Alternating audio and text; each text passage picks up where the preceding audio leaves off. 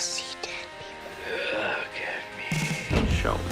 We have such sights to show you. Hello, welcome back to Devil Made Me View It, a horror podcast. I'm Jesse Spitzer. And I'm J.R. Lees. And today we're talking about a movie I've been wanting to talk about for a long time since I saw it. I love this movie so much. We're talking about Sinners. Let's just dive into it, I guess. You can't say a whole lot new. I mean, this is one of those ones, if you didn't see it right away, like me, you just heard about it, and you're like, I'm left out. And then when you finally get around to seeing it, I just kicked myself for a long time. Yeah. But why did I not go to that opening night? Because it's made, you know, as far as just being like the movie where everyone's been asking for so long. It's an original movie come out and have it be fun, not be, pretentious. Yep. Yeah, I regret not seeing this in theaters because this would have been great in theaters. But I have seen it like probably 3 or 4 times so since it came to home. What was your first time watching this? It was. I think it was on. We rented it before it was on on HBO. So I was a little bit. I think I heard so many people talking about it like on podcasts and stuff. I remember, and this is just me being a jerk. The poster came out, and I thought, like it's a period piece back there. It's Jordan there. It's Coogler again. I thought, that'd be like, sign me up kind of thing. But then somewhere along the way, it leaked as a vampire movie, and for some reason, I'm going, and I just dismissed it. I mean, I think we'd just seen Renfield and Last Voyage of Demeter and the Netflix series just kind of recently. I was like, vampire. Okay, well, we'll watch it. It would have been nice. Then we watch it. And like the whole time, every kind of time a break came up where we had to get up in the dog or something, and the wife just kind of goes, "We could have saw this in the theater. We could have been part of the zeitgeist, but no." What about you? Yes, very similar, kind of. I remember seeing. Actually, it came out of the gates. I knew it was a vampire movie because my first time I saw this was it was like I remember seeing a screenshot of the lady who plays female Hawkeye. Haley Steinfeld. Yes. Steinfeld. That's Seinfeld. Jerry Seinfeld. It's a departure. It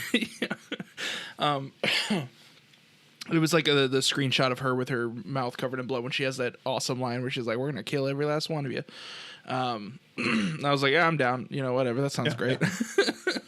It's a weird sequel to the Avengers. They have female Hawkeye fighting not with, Black Panther. Sure. Right. Oh yeah, you're right. This is a bit of a Marvel reunion. I guess every single movie that exists right now. Everyone's been touched. But yeah, I actually didn't know it was like a huge weighted on movie. I didn't know the sides of it. I didn't know who directed it. I didn't really know.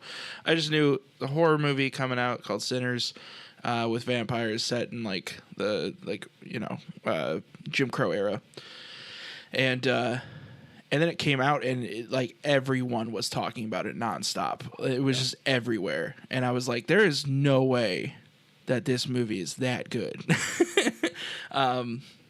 Just because, I don't know, I just didn't imagine. I don't know why. I just thought it was just going to be a fun little vampire movie, but it's so much more than that. It's such a. This is like. It's just there's so much. It's just so complex. It's so stylish. It is ultimately rewatchable. Yeah, I mean, you come out of there, and it's a movie where you walk out, and not only again walking out. I mean, I pushed stop on the player, but when you watch, and then you're like, when it's over. Oh, that was great. But then it's like, oh well, I'm left wanting more. I was so happy at the end of this thing. Yeah, but in every way, like in the happy one, I'm gonna watch that again, and it wasn't like a trick, like a twist ending. Oh, Henry Shyamalan. But it was like I want to watch it again because I didn't catch this. I wanted to watch it, and then I did. And again, I'm such a dummy. I'm watching it, and there's little things like, oh, okay, that's a twin performance. I don't even know about the twin performance. Going through it, then I'm like, I forget immediately that it's Michael B. Jordan in 2 parts. Yeah, it's like for sure. Just fell for it, and then it gets done, and then it hits you again, like, oh. I know I got to watch it again just to appreciate that. So then you watch it again, and you again forget about that you're watching it to see does the joint can pass or cigarette get past Is it how they do that? Just a little bit. I locked in on that this most recent watch through. Yeah. I was watching very carefully, and it is. I mean, it's pretty seamless. It's like he holds his finger out for like maybe a half a second longer than what would feel natural, but like it's so good. He didn't want to drop it. Right. Yeah. Be very careful. Well, I'm sure if I guessed where the seams were or anything, I'd be wrong. I mean, yeah. Then they grafted his face. They duplicated it in a lab. Put it on. No. He really gave. I mean, it's incredible because I feel like the two characters could be played very similarly, but they aren't. Like the way that they just like their facial expressions, everything is so different between the two of them, Smoke and Stack. But then it wasn't like. I love Tom Hardy when he did the twins. They were very different characters, but they're very distinct. I mean, almost like a caricature of each version. Of exactly. It. Yeah. But here, he wasn't like one didn't have a crazy limp and one didn't. Right. There's little things and little flourishes. It's still real. But they didn't make him like so obviously. I mean, they could have had Schwarzenegger and DeVito, but I mean they could have had an easy way, but it was still no. It's just you're looking at it. It's designed to fool you, which is what movies are. The whole thing, by the way, it's fake. Vampires aren't real. Diapers aren't real. No, trust me, they are. No, but this is, and it's. I'll probably have to watch it. I've only seen it twice now, but I'm going to watch it a third time like you, just to try and keep it straight to watch the little bits, right? Mm-hmm. But I think by the time when you first run into Delroy Lindo, then I'm just sold. He's one of my favorite guys. Yeah. I've watched Get Shorty like 1,000 times just to watch him at the end with Gandolfini and like going. I just love him so much, especially and here like he kind of comes in and just like owns it, Yeah. That's the thing about this movie is like every character, even the minor ones, are like so memorable and awesome. I love what's his name, Cornbread. Mm-hmm. Like his performance when he just got turned into a vampire and he's like trying to get his way back in. That whole scene is so funny and like, but also like really tense and well, I remember, I'm sitting there kind of going, where am I on this thing? Because where am I? What's going to happen? Where do I fall? There's a couple of times where I'm like, I don't know what's going to happen. It's vampires in a basically like a bar, in a barn or a bar. We're talking, and this isn't anything new, but like they call it Still Dawn. But I'm saying it's like take an assault movie or a siege movie, and the bad guy's outside, the hero's inside. You know what's going to happen. And this time, I was stressed out most of the movie, not knowing how it's going to end. Yeah. Whereas, and not like that's why it's hard. Is it an action movie or a horror movie? Because an action movie, you're thrilled at the end, which you are here. Mm-hmm. But I was like afraid. I was stressed out the whole time. I'm not stressed out when they're chasing in cars. But this thing toward the end, I'm going, okay, who's going to make it? Yeah. And again, I didn't know how it's going to end. But like Dusk Till Dawn, going in that who's going to live and die. And right. that's half the fun. And Coogler mentioned in the interview that like this is one of the Dusk Till Dawn was like an inspiration as far as, and not some. I mean, I'm sure the vampire bar part, but also the director kind of doing here's what he's going to do, his plan to elevate a certain thing and sidestep. Mm-hmm. I do want to watch it again now. It's one of those. Yeah. Speaking of Dusk Till Dawn, we were kind of planning on doing a double episode here, and upon rewatching both, I kind of was realizing I was like, oh, these are like. The relation between the two are very surface level, and that's pretty much it. Yeah. And you can go. You'll have a bar. Mm-hmm. You have vampires. You have like a later reveal, even though it's not really a reveal, but you don't know what's going to happen. The twist. Mm-hmm. Your heroes are brothers. Oh yeah. There's like crime stuff in the outside of it. Yeah. I mean, with the exception being that the bar. I mean, there's a lot of exceptions, obviously, but sure. But just on the front. But it's like Sinners is trying to be a film. Yes. Dusk Till Dawn is being a fun action, a fun movie. Like it's a drive-in kind of thing. This is showing off. I mean, this is actually give me all the toys. Yeah. Write me the check to finish this thing, and I'm going to do it exactly. Let's face it. He how many Marvel movies did he? How many not Marvel? But he did Marvel and he has Creed. He's both his franchises behind him. Mm-hmm. So like he's in a position where he can pretty much say, I'm going to do everything I want to do, every trick I've wanted to try ever. Yeah. And that could have been so pretentious. It could have been such a silly, like it could have been I don't think a movie. It could have been just something really. I don't want to insult anybody. I know. I feel You know when you watch, but you watch, when it's a vanity piece and someone's trying to do something. Yeah. But he made this movie, like it's got so much to it. Yeah. You know? And I had that thought too. Another, I think, similarity between this and Dusk Till Dawn is that I think the vampire stuff is like the least interesting part almost. Like upon rewatching both for this, both times within like the first hour or so, I was like, I could just watch this movie. Like the vampires don't need to show up. I'm having such a good time. I was fooled by Dusk Till Dawn. We all were back in the day, seeing that one because it was marketed as being like Reservoir Dogs 2, Right. or El Mariachi 3, the Desperado. It's a crime drama. Well, yeah, but it was very much going to be, Tarantino wrote it, Rodriguez is directing it, and it was just like his crime movie. It could have been a Desperado 3, Desperado being El Mariachi 2. I'm trying to prove to my brother I know what I'm talking about. but that one I remember when I rewatched Dusk Till Dawn, I would have been happy with the first half, the Gecko brothers going about and having no vampires show up. Except they did the TV show of that. And I'm like, oh, maybe they're going to do it here and have it be longer on the brothers. Oh, no, vampires are here. And again, maybe that's why I turned up. I'm like, it's nothing new, and I don't always need something new. Right. But I really like Near Dark, and I really like the John Steakley's book Vampires, not the John Carpenter one, which is I like monster vampires. I like the real like Fright Night, that kind of thing. Yeah. So I've seen the ones I really love, and I really love those. But Dusk Till Dawn, I always kind of go, just do the first half again. I mean, Right. but again, it's just give me true romance. Well, what's cool about that twist too in Dusk Till Dawn is that that twist really throws a wrench into the movie in a way that there are things that are set up in the first part of that movie that never pay off because vampires showed up and killed everybody, so you can't have a payoff. And which is really cool. It is like its own thing. It's not. I would say it's not as good as Sinners. Just say it. I'm gonna say. I know. I love Dusk Till Dawn. I'll say it's not as good as Sinners. Yeah. I was gonna say it's like. Although it does have Salma Hayek. Yeah. So for just 5 2 minutes. Yeah. And it's 2 minutes where she gets to okay, here's the foot thing. Here's Tarantino. Yeah. But then she gets to end it really fast and die in a good on a punchline. I completely misremember. I thought that she was like the main antagonist of that movie, but there really isn't one much. I mean, no, because everyone it's en masse, Right. Little Danny Trejo, and I mean, Yeah. I love that they throw in Cheech for like the 2 parts or 3 parts. I think just 2 parts in this one. Yeah. Where he's like the Barker, then the vampire, then at the end, he's the guy shows up and takes them all away. Yeah. I so contemplated getting the George Clooney tattoo from that, where it starts in the neck. Oh yeah. It goes all the way down goes at hard. the end. That would be, but you only have the one though. You can't have anything else. Right. You'd have one very committed, probably done in Sharpie that he probably did not like having on. Yeah. But I think that Rodriguez would love the comparison and probably takes it as a huge compliment, as and that's what it is. Sure. But as far as you can only tell a joke so many times, and like Dusk Till Dawn is a lot of it is a joke. Whereas Sinners has got so much more to unpack.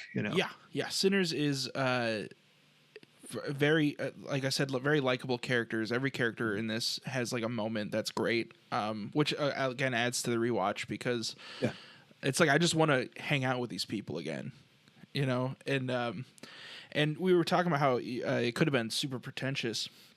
That was something I thought about in the scene where, I mean, it's like it is the scene of the movie where the preacher boy starts playing his music and he like pretty much rips time and people from like past and present and future all start showing up to I love that to play along. It's so beautifully done and it's so artistic, but I remember watching it and being like, this could be so corny and not work at all, but this movie has earned so much good faith to this point. Oh yeah.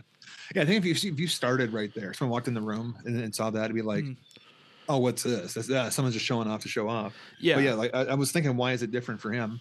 And then you just said he earned it for the first hour and a half before that. And then but at that point, you're going wherever he takes you. Exactly. I'm 100% bought in. I'm ready. And I love that this movie has that hold over me where I'm not sitting there the whole time thinking like, oh, I wish that this happened, or I wish that, it's like, I don't care where we're going. I don't know where we're going, but I'm excited to go there. And even like on rewatches, it's like I do know where we're going, and it's still tense. It's still fun.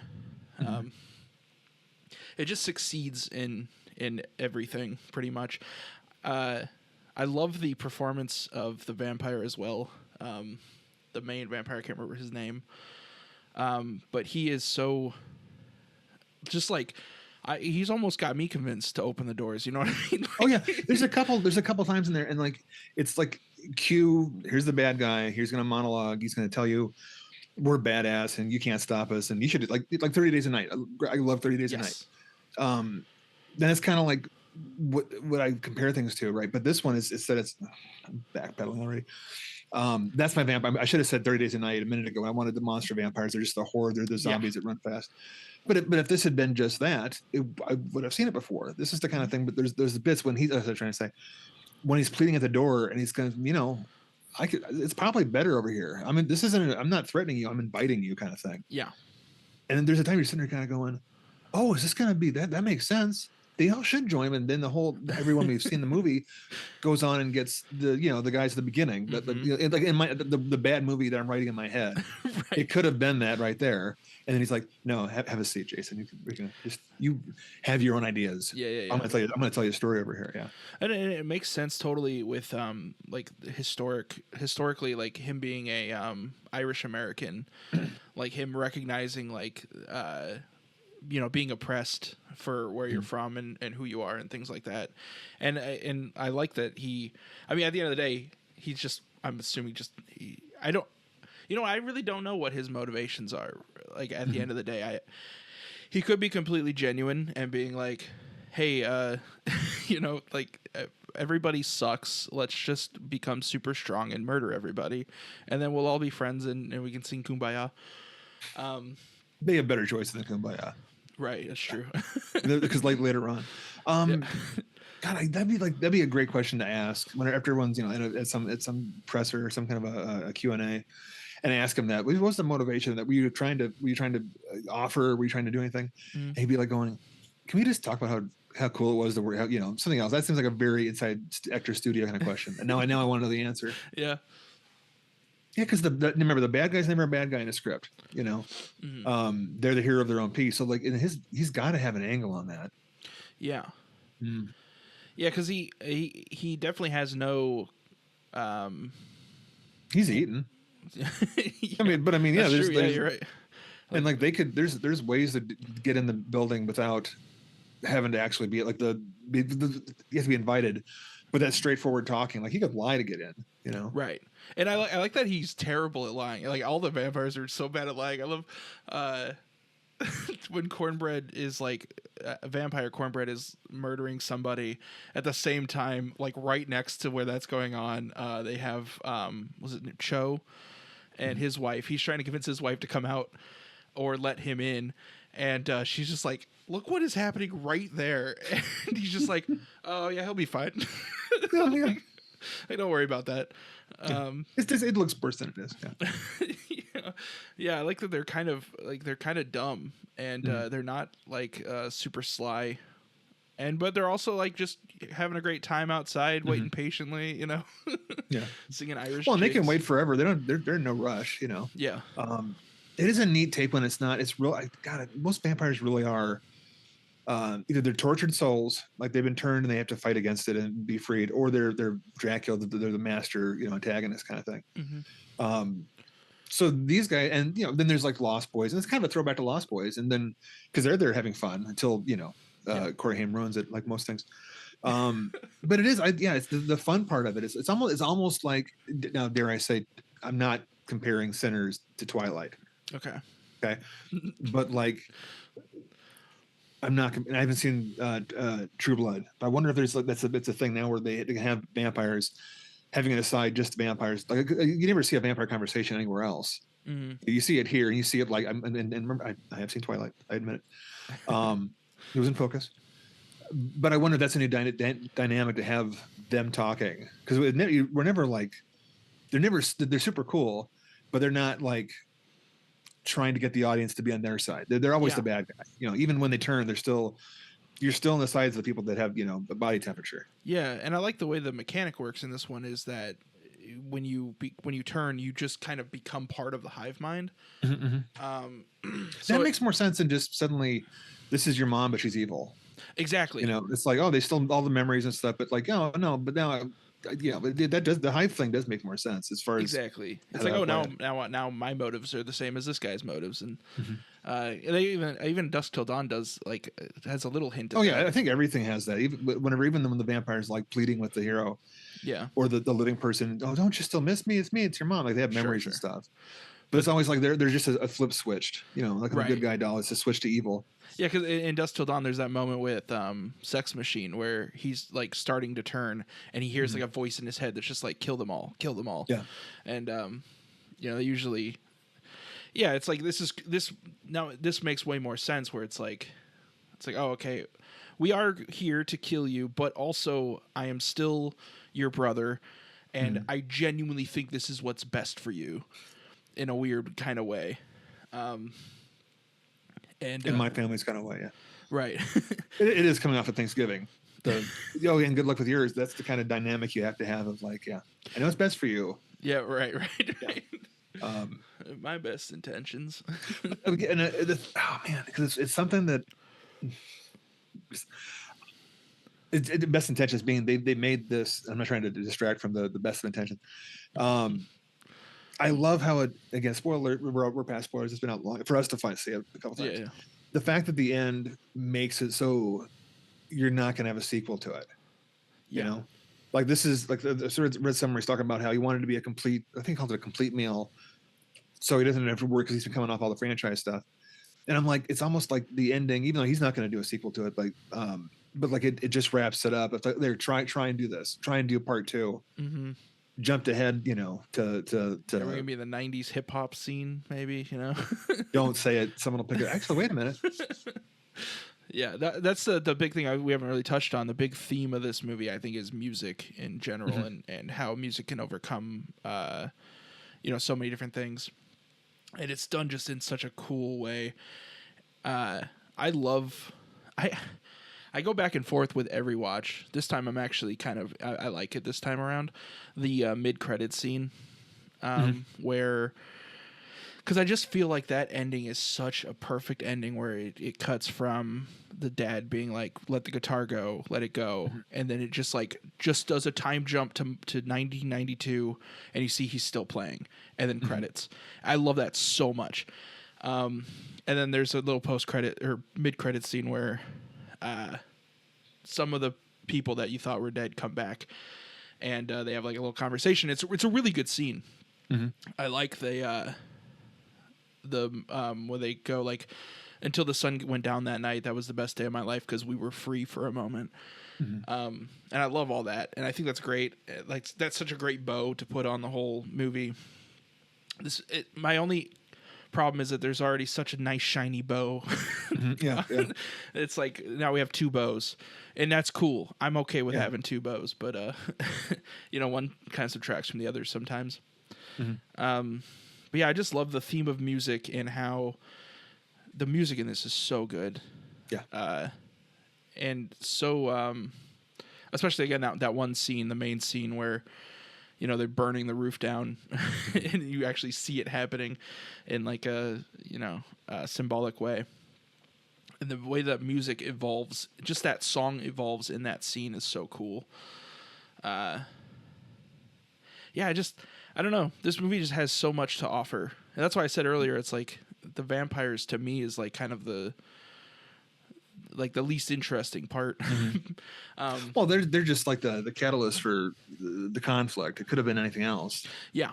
And even then, I mean, if you take out the vampires and put a different conflict in, you could have it be somewhat, your dissertation on the Jim Crow era time.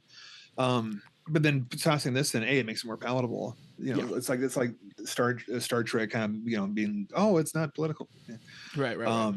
But maybe the vampire can, if you just, it's the metaphor that makes it palatable and has to be fun. Yeah.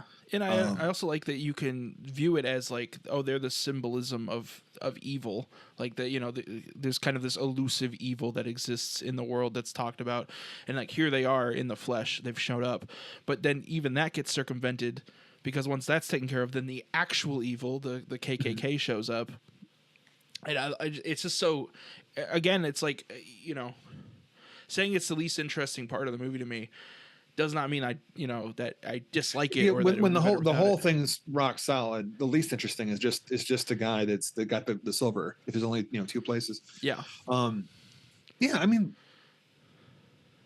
oh, absolutely. Yeah, because looking back at the beginning of the movie, and then when they do give you the actual bad guys show up. It's like I'm like, you could pull out entire threads. Yeah. And kind of end the same beat. Just It have wouldn't them be the show same up at the beat. bar. That's the first time you see him. That'd be a great short. Yeah. No, I was saying not show the vampire killing the wife and husband, but just have them introduced as like, oh hey, we're here, we like to play music, and they play their little song. I love their little song they play. Yeah. They get into it and everything. So they're just waiting down the street. That's my thing. Yeah. They're just down the street waiting for, like just We'll pique someone's curiosity, I'm sure. Yeah. Someone's gonna come out, Yeah. Just so, and it's just so it's just such a smartly made like textbook. It's kind of like, again, we mentioned it. I forgot what movie it was recently. It might have just been a conversation. We actually talk once in a while. So I'm guilty. I'm like, but if the filmmakers tomorrow are coming up on this movie, they're going to be able to shoot really far. If Sinners is what today's film students are, I want to make that. Yeah. That's going to go forward and be really cool. 10 years from now, when the people that were raised and they analyze this, go through frame by frame. Mm-hmm. That's neat to think what that kind of inspiration is going to be. Yeah, how it kind of compounds. Mm-hmm. Like you're going back to like the Linklater begets and Tarantino's beget the Kevin Smiths, the indies, and then it kind of flies through, and then the '80s horror is giving us Nosferatu and Frankenstein, the recent ones. Yeah. Werewolf coming up too. No, but yeah, what's going to happen if they can copy this and not copy a franchise? Yeah, get the essence without exploiting what's already there. I mean, if you're the money man and you have the money, give it to someone who's going to take a risk. It's like farmers. You have to take a year off from doing a cash crop and just plant whatever it is. It's the opposite to enrich the soil a little bit. Mm-hmm. You don't know anything about farming. It's not children in the corner. That sounds right. I don't know. It sounded like someone smarter than me made that analogy to me, and I cherry picked it for words I thought sounded smart. Okay. Fertilizer. Well, it worked on me. Ash crop.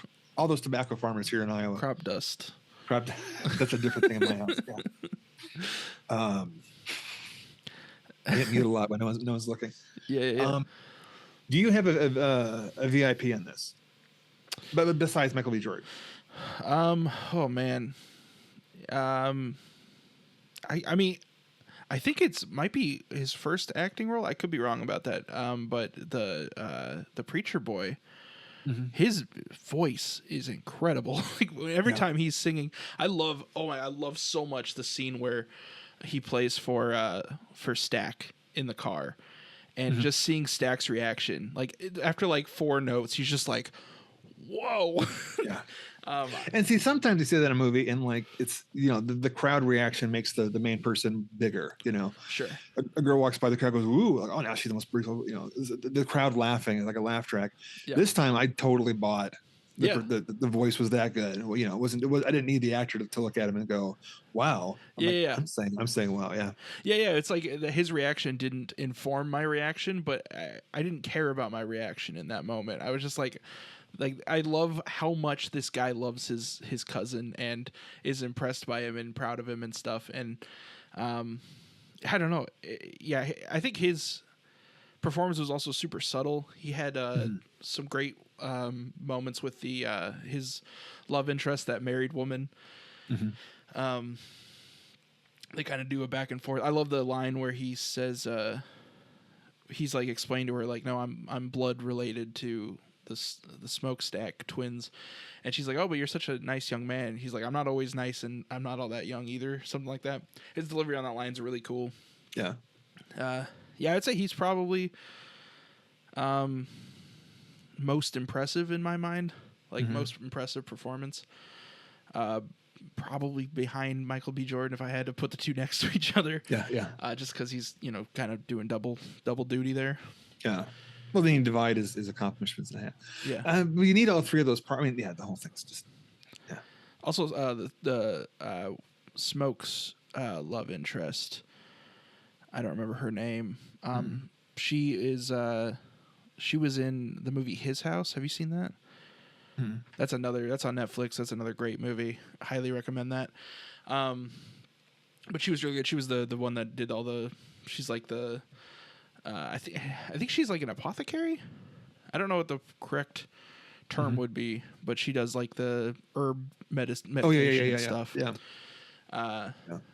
She was great. I always love characters that like that know what's happening and is able to like be like, okay, well, this is it. And I love that this movie and again Dusk Till Dawn, which I can't separate in my brain, both have great it must be vampire moments. Yeah. This one has her being, because she, up until a certain point, she thinks that they're hates. I think they're called HAITS. She keeps referring to them as something like possessed men or something like that. And she's like, oh no, it's not that. It's vampires, which is when your own soul gets trapped inside your body and you can't go anywhere. Dusk Till Dawn has the amazing scene of like, it's George Clooney reloading his gun in a very aggravated manner, just explaining like, I don't believe in vampires, but these are vampires. Does anyone have any problems with that explanation? Yeah. I like the when a movie just stops and is just like, this is the situation we're in. Yeah.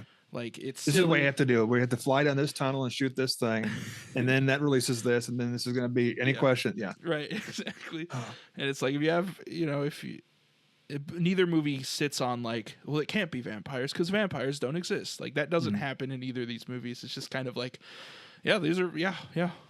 Everyone who is currently present right now just saw a woman get shot 8 times and then get up, say, I'm going to kill you all, and then run out of the building. Like, no, there's definitely something going on here. Yeah.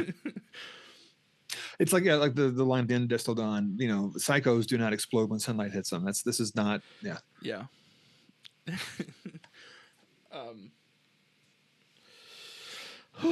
What else, man? Would these work in a double feature though? Are they too similar in theme and too different in execution to watch back to back? That's a good question. I watched them. I didn't watch them back to back. I watched them a day apart this time. But you were watching it for a point because you were doing research for this. Would someone who's never seen either? But the better question is, someone's never seen either and they want to watch them both. Which order do you have them watch them in? Ooh, especially if you're going in blind. Yeah. I think the surprise in Sinners, if you're going totally blind, would ruin Dusk Till Dawn because you'd know it's a vampire thing. Yeah. But Dusk Till Dawn first, because going into Sinners knowing it's a vampire doesn't ruin it at all. No. I think there's a lot. I've always tried to find Dusk Till Dawn and give it to someone. And it's that's the thing about vampires. It's a great surprise. Have you seen Abigail? Oh, okay, Abigail. Yes, I have. Yeah, and that was the thing. I wish I didn't know that was a vampire. I mean, I loved Abigail. I thought it was so much fun. That cast was just amazing cast. Oh, but just just again, maybe that's why I like vampires. I want to know they are. I would have loved to see Abigail not knowing it's a vampire.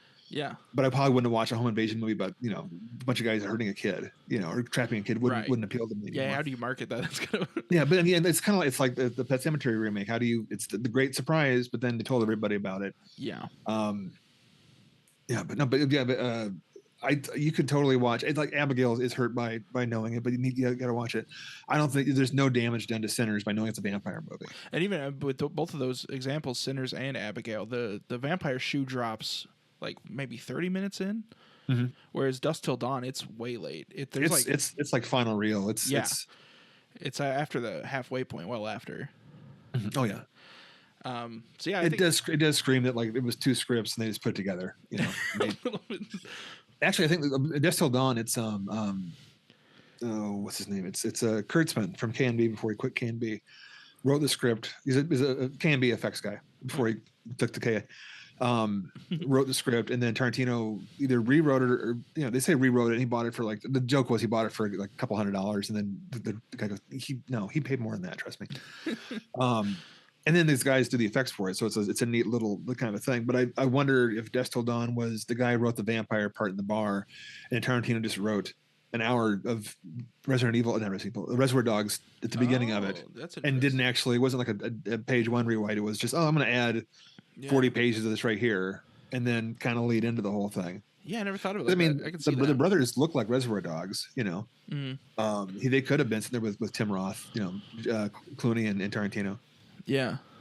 But I do think that the knowing it's coming up distracts from the first half of it, A Dusk Till Dawn. Yeah. But yeah, no damage to two. I guess I would want to recommend it in that way. Yeah, because if you're watching Dusk Till Dawn and vampires are showing up, I'm trying to think watching it for the first time, because I did not go in blind to Dusk Till Dawn at any point. I think the first scene I ever saw of that movie was like Tom Savini just like kicking ass.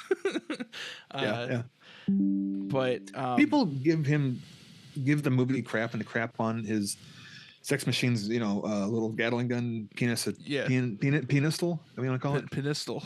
Penistal, yeah. It's and I think that's because he's had it before. That's a prop from El Mariachi and Desperado. It's in the gun case. This pecker looking, belt that has a gun on it, but it's never used. And then here, like, no, I'm going to use it. I'm going to use it a lot. Yeah.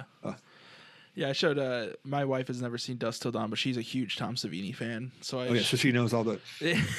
Well, I was showing her the best of Tom Savini moments. I love his introduction in this movie is in Dusk Till Dawn is one of my favorite introductions of any character ever. Like, he's got the tip of his little whip that he uses as like a little beer lasso to steal from somebody, and that when that guy confronts him, then he shows off his gun. Little Tom Savini's, yeah. Yeah. And I love it. Nicotero's like, puts the knife away. Okay, yeah, you win. I'm not gonna top that. Yeah. I love Savini's acting is like Ripper movies and when he's popping up in like a creep show. But Rodriguez directs him really well. This and Planet Terror. You seen Rodriguez's? Oh, that'd be a fun to do sometime. For sure. Robert Rodriguez's Planet Terror. It's a zombie movie, and then Tom Savini plays like one of the hero cops. Not even a hero, like one of the sidekick deputies. Sure. And he has the kind of bit like where it's just like some slapstick, kind of like this, where he has his finger shot off, and he can't put his ring back on. He has to. It's just it's a recommend to watch. It's a Christmas movie. Yeah. Sure, why not? Oh, sure, Yeah, but yeah, Tom Savini and everything is. Movies need more Tom Savini. Let's face it. I agree. Yeah, every time he's on screen, I just light up. Even I'm trying to think of like bad movies that he's been in that I've seen. I'm sure there's plenty of them that I haven't seen. But yeah, I think his presence just brings movies up for me a lot. Calming voice. His commentary for his remake of Night of the Living Dead, which I really like. When he goes through his commentary tracks, something about his voice, and I'm not saying boring. He puts me at ease. It's like not a white noise, but I put on his commentary. I'll be able to sleep soundly. Just the way he talks about it. On this day we had this, and then I was discussing this with Stephen King, and we're gonna do the Romero. It makes me very happy inside. Yeah, it's like bath salts, but not those kind. So to answer your question, I think probably Dusk Till Dawn would be the better first watch. Yeah. And I also think that movie just kind of ends in such a fun way. I completely forgot about the last shot of that movie where it reveals the Aztec temple, and like it's such a cool shot. I love that. That whole ending is really fun.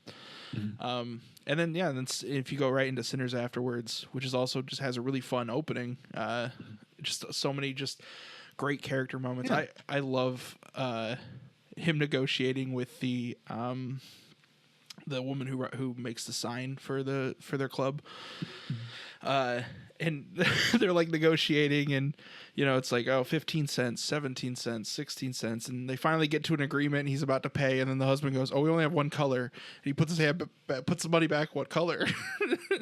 Red. 13 cents. 13 cents. Yeah. This movie's just full of great little moments like that. I love he shoots the guy in the leg after, like he's appalled. Like I'm sorry, I'm all over the place. There's a scene where two people are trying to steal from the Smokestack brothers. And he walks up, shoots one of them in the butt, and then the other one's like about to run. He's just like, you can run if you want, but this bullet's gonna be faster than you. Which is also a line in Dusk Till Dawn. At one point, someone says that it's like, you can try to run, but or it's when they're talking to the bank teller that they kidnapped. And it's like, you can run if you want, but my bullets are faster, I promise. Or something along those lines. But yeah, then like the guy's like, "Oh, I'm sorry, I didn't know it was your truck. I would have never stolen from you," kind of thing. And it like things are calmed down, and then he just shoots the other guy anyways. He's like, "Why'd you do that?" It's like, well, he can't have almost gotten away with stealing from me without at least having a limp. Yeah, something. Yeah. Yeah. There's such great flourish like that. As far as instead of having a show, don't tell. Show us how badass they are. And show us that. Don't have to have someone else go, "Oh, you hear about." He's heart of gold. Yeah. But it'll kill you dead, And they do have those moments where, someone says the name, the Smokestack brothers, and then there's like a reaction to it. But that's again earned because we've already seen them. We've already seen it, yeah. Yeah. And then their reaction to it adds to instead of yeah. Exactly. It doesn't inform it. It's just like, oh, okay, these guys are serious business. And I like that it seems like everybody that they're in contact with both love them, are happy to see them, and are also just like, oh God, here we go again. Well, then I was confused for a minute there, thinking, did the people around them know every bit of the story, or is it like, are they like have a dual, not dual, like there's twins?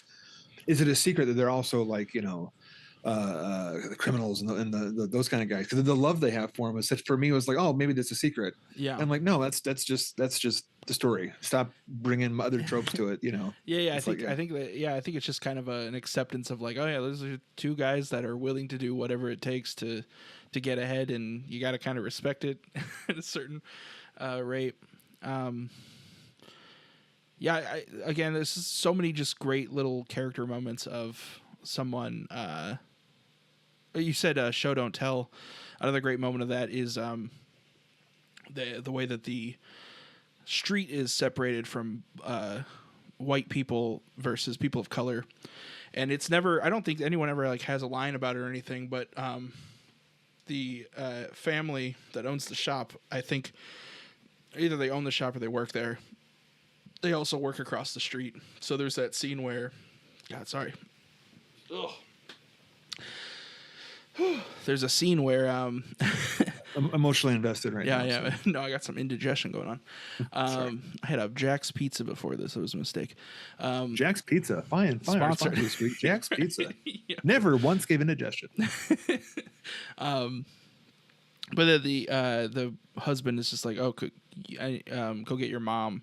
And the little girl goes across the street, and it's all one shot. Mm-hmm. She goes and tells the mom, "Dad wants you." Then she comes back, but you just see like the juxtaposition between the two sides of town, and it never points it out. It doesn't focus in on anything. It's just like no one's giving a look like that's wrong or like a sad face kind of thing. And I was waiting for that too when I'm first watching this. I'm like waiting for someone to, because it's the film language. It's just you're waiting for that. Yeah. It's like, oh, these guys, this class of people have been set up to be the villains, mm-hmm. and I'm waiting for them to do something villainous. But in actuality, they're just existing, mm-hmm. And that makes it more real, because it's like they shouldn't be cartoon villains. They are real people that did exist, and I think it's almost more, in a weird way, like almost whitewashes it when you make them so cartoonishly villainous. Mm-hmm. Where it's just like, oh man, people back then, they were real evil sons of bitches, and good thing that they're not around anymore. It's like, no, they were just people, and yeah, they had problematic views, to say the very least. But showing it so realistically, I think is really mm-hmm. does a lot for the movie. Well, it just makes the whole thing more resonant. It's. Like you said, basically it comes down to it's not a cartoon. Even a silly movie, even Roadhouse, it's the rich people in the town. It's people over at the bar. I'm stuck in bars now. I really want to drink real bad. It's one of those kind of days. No. So it's like that's just the one note. And it's fun. It's fun. It's you know, you can play it as a solo. I'm rambling about music, trying to be as cool as you. But then this one it's just so much more. It doesn't. It's if you can probably watch it so many times. You can watch it as an action movie. You can watch it as a horror movie. You can watch it as a drama. You can watch it as an allegory. You know, so each time you watch a different way, it's still it's just so good. Yeah, it's just I'm interrupting you because of the indigestion. No, I appreciate it. No, yeah, it's just like a nice little window into this era of America, and yeah, it does it in a way that isn't. You're not gonna roll your eyes at any point, you know. Right. Even if you are like, you know, anti woke, you know, whatever. This movie doesn't feel like it's like it's just being honest. It doesn't feel like it's trying to paint any kind of picture that wasn't realistic outside of the vampires existing. You know, there's the I don't know if there's vampires. The sinners, yeah.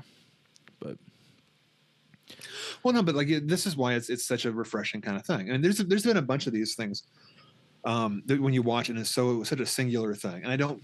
This is at least it has the benefit of being an American release, so it's not going to be remade everywhere else. But other movies that like lately have this, you don't know, because you know I'm from that. It's 2025. This is where I you know I pay rent and stuff. This one is such a complete snapshot of that time that even when it's being a movie, you're like, oh, but this is real. This has actually happened, and I didn't know that. Even not even about the vampires, but like I didn't know about the bartering, the haggling over a price of paint costing different prices back then. Yeah. And then you still go, and part of me is like the 17 cents. Oh, that's a long time ago. Even though it says the year at the beginning, 17 cents for late. Oh, that's a, you know, it immediately places it in a place. yeah, That's such a funny, that bit with the penny. And I'm sitting there like, just like, that's probably just, it boggles the mind.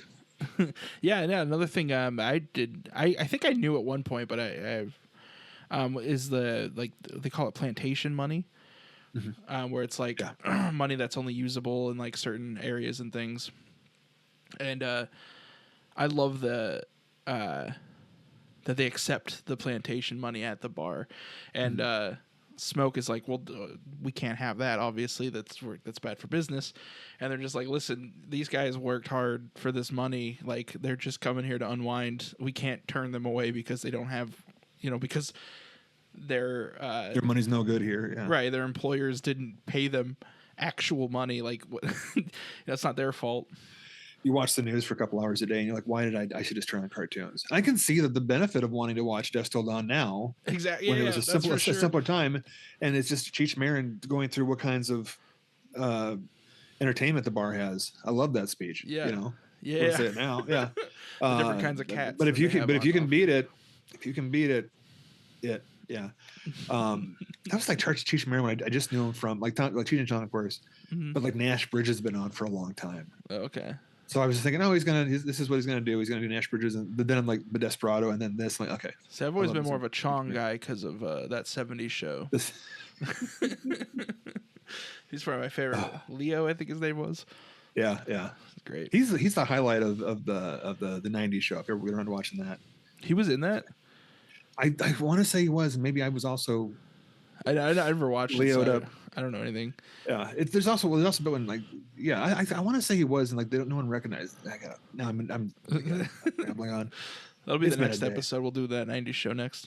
That'd be if he's not in it. That's my Mandela effect. Oh, because I swear he was there in some capacity with all the characters as kids from the '70s show, and I'm like going, oh, that's weird because anyway, I have to go. I don't want to rewatch it again. Wasn't that great? Anyway. Hey. Yeah. If this inspires any other trends, I want it to be that they give that much money and they give that much license to someone to make a complete story in one. You know, just that's what they should rip off from this. Not having the vampire set in bars. Yeah. You know, I wish I did my research prior, but I know that I think there might be some. I shouldn't even bring this up because I don't even have enough information to get into it, but I think there may have been some shenanigans when it came to the rights of this movie with the director You know I anything know about he, that? I know he made a deal that he gets the complete rights back in 25 years, like to the Yeah. entire film, so they can't. And I don't know if it'd make more sense if he did it now to not make sequels, but like he's going to get the entire thing back, like everything, all the elements, the entire film, Yeah.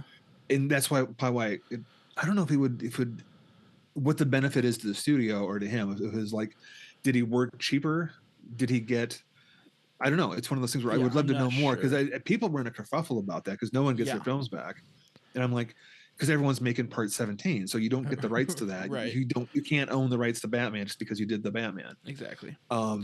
But yeah, I saw that and there was this big anger about it. I'm like, I don't know, I'm not smart enough to know what the benefit is to Exactly. getting it That's back in exactly where I'm 25 at years. too. It's like people that I know and respect on like YouTube are upset about it, so it's probably bad. That's kind of where I'm at. I know FT Signifier. He's a YouTuber. He did a video on it that I started. I didn't finish. I was going to watch in preparation for this, but then things came up, holidays and stuff. It happens. It was like a 2 hour long video, so. But I wonder who it's bad for then. He says they're saying it's bad. Is it bad for, I watched is the it- intro. I got the vibes it was bad for him, the director. Okay. But again, I'm going in so ignorant. Yeah. I'll have an update for the next episode, and Yeah. And I know he didn't fare. It wasn't like he lost out. I mean, his name is, yeah, it's the Oscars coming up. There's a lot of talk about that for it, yeah. at least in some respects. So yeah. So That's- get on the research. Figure It's that out. completely possible that next week's episode will start with me being like, "Oh, I was completely wrong," and everything, and everything's fine. It was. But yeah, I don't know. It I was just- Tom Savini who was in lost money. Yeah. Right. I just want to put that out there. Because I know there are people that are passionate about that situation. I'm aware of it. I just don't. I'm not even gonna say I'm aware of it. I know a thing happened. It's like me, and there's the. I'm not worried about this. It's like the Allison Mack from Smallville and her legal stuff. I know she's out now. Hold on one And second. Okay, go ahead. There was an alarm going off. I don't know if you could hear it or not. No. It's the alarm was saying don't talk about Allison Mack, and whatever the case was, and I know she's out now, and I missed the entire thing. I didn't know anything about what it was about. So I'm watching it just recently. She's out. She's selling a book and she's doing like a tour, and I don't know how I missed the news. I'm going, Yeah. what? So I don't know. I don't even know enough about it now because I was so like that can't be real to even talk about it now in regards to anything like you're saying. We shouldn't Sure. discuss this. Yeah. And let's at least read the whole headline, Jason. Don't read just the first line. Oh, it's fan fiction. Okay. Yeah, there's just so much going on in the world right now. It's hard to keep up. Anyways, great movie. Highly recommend Sinners. I don't think there's anyone I wouldn't recommend it to. There's a very horny movie. So just It is a strangely erotic thriller for a If while. you're gonna watch with your before it gets very parents. yeah. keep that in mind. Or you Yeah. can explain things to them. You see, Mom. Yeah, That's where I came from. Yeah. I want to end on one note because this is something that's weird and I don't think I've ever talked about it out loud before. But in movies, not that I watch a lot of movies where this happens, but whenever someone in a sexual manner spits into someone else's mouth, I get a sore throat. Like, Are you watching like 3DX or something? Or is it a, no, but like I just like it bothers me so much. Like I feel like the scratchiness, and I know it's all in my head. right. But every well, time, yeah, that's where the spit goes in. But yeah, it's like I can almost taste chicken noodle soup when I see it happen. And that's There's- the note. yeah, I'm not going to build on that one. That's entirely on you. I had an anecdote until you mentioned the chicken noodle soup, and Oh. then I'm sorry. no. Luckily, I don't eat that. But Yeah. So on that note, dear sir, right. Yeah, that's the note I wanted to finish on. I will. No, I won't say. Yeah, highly recommend it. Maybe don't watch with your parents. Yeah, but same with Dusk Till Dawn. I know that's kind of was the kind of stapled on discussion about that. And again, that one I might reserve recommendation to some. There's some like it's not graphic at any point outside of like really silly, over the top, exploding human beings and things. But there is like some like sexual assault stuff off screen that might be a little bothersome. But other than that, it's just a fun ride. It's maybe if no one's ever seen it before, there's other stuff to watch. But if you are from that era, Sure. it's worth revisiting. Or if you're just a fan of Rodriguez, especially, it's worth going back and watching again. Yeah. Yep. But yeah. Good point. Yeah. All right. Well, it's the spit. He has a mouthful of that chicken noodle soup. I'm so hungry for chicken noodle soup right now. And I'm not, strangely enough. Well, until next time, I'm Jesse Spitzer. And I'm Jay Orlees. And this has been The Devil Made Me View It. Thanks for watching. All right. Thanks, guys.